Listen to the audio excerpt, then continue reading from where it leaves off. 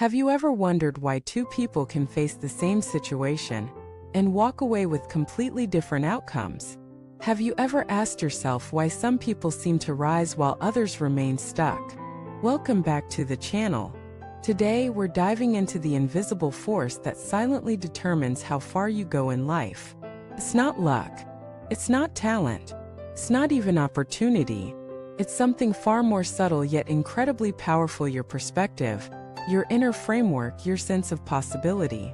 In other words, your mindset determines the size of your life. We all live in mental spaces with invisible boundaries. You may not see the lines, but they govern your choices, your risks, your relationships, your confidence, and ultimately your results. These boundaries are what we call your mental structure, your internal framework for interpreting reality. And here's the truth: you can only go as far in life as your internal structure allows. Imagine a fish born in a bowl. If that fish believes the bowl is the entire ocean, it will never try to leap beyond it. It will adapt, settle, and even defend the limits of its own confinement. Now imagine what would happen if that same fish got a glimpse of the sea. That's what perspective does. It shows you how small your current life might be, not because of lack, but because of limitation. The greatest difference between people is not intelligence or background. It's the size of their inner framework. Some people walk through life with a cup-sized mindset: everything must fit within that small space. Others live with a river-sized mindset: fluid, adaptive, ever-expanding. And then there are those who walk with an oceanic mindset: limitless, abundant, open to all of life's vast possibilities. Your mindset becomes your container, and life will only give you what your container can hold. This is why two people can hear the same advice and have opposite reactions. One hears a challenge and thinks, "I can't do this." Another hears it and thinks, "What a chance to grow." One sees failure as proof of inadequacy. The other sees it as data. Same event, different altitude of thought. So how do you begin to expand your container? How do you shift from narrow survival thinking to expansive possibility thinking? The first step is self-awareness. You have to recognize the walls in your own mind. These walls might say, "People like me don't succeed. I'm too old to change. Better not try, I'll only embarrass myself. Nothing ever works out for me." Every single one of these is not truth, it's a boundary. And every boundary was built, often in childhood, through repetition, trauma, or cultural conditioning.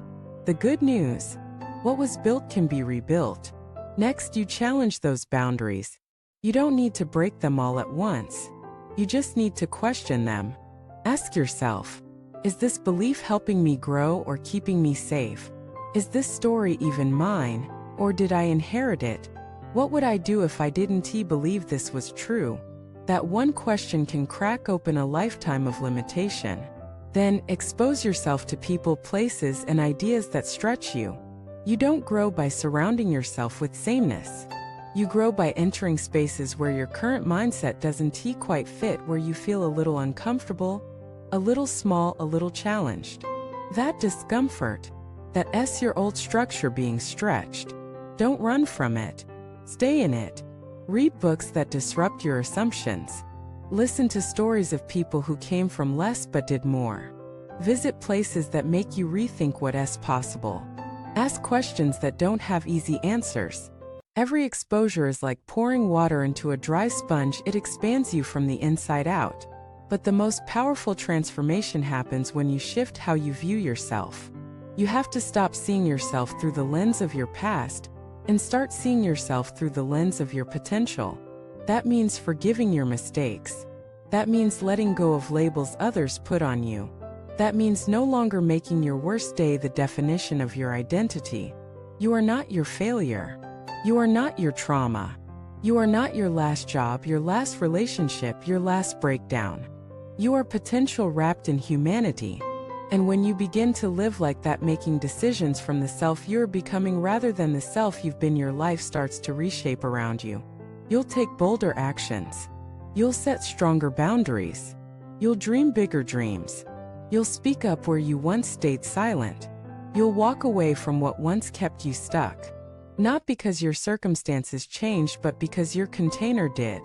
That's the essence of growth. Not doing more but becoming more. Because the truth is, life will only meet you at the level of your structure. If your structure is built on fear, you'll interpret everything through danger. If it's built on shame, you'll see judgment everywhere. But if it's built on possibility, resilience, and worthiness, you will find opportunity where others find limitation. Here's a secret that the most successful people know: don't attract what you want, you attract what you are. So if you want more love, become more loving. If you want more wealth, become more valuable. If you want more freedom, become more self-disciplined. It's not about faking it. It's about aligning your identity with your desired reality. An identity at its core is structure. Structure also determines how you respond to pressure. When life tests you, and it will, do you collapse or expand? Do you spiral into helplessness or lean into resourcefulness? The difference is not willpower. It's framework. Strong frameworks don't crumble under stress. They bend, adapt, recalibrate. And they don't return to their original shape, they evolve into something stronger. Think of the tallest skyscrapers. They're not rigid. They sway in the wind. Their strength comes from flexibility, not from pretending the wind doesn't exist. Your life needs the same kind of structural intelligence.